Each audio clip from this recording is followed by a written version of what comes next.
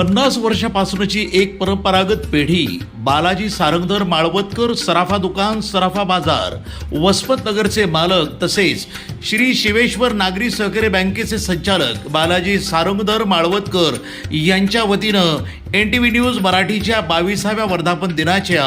हार्दिक मनपूर्वक शुभेच्छा।